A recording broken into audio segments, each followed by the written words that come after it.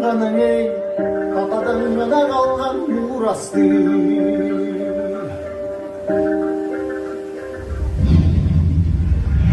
Жарық нұр Құтман Йылғыздан, жалын бей жыққан қырғыздан.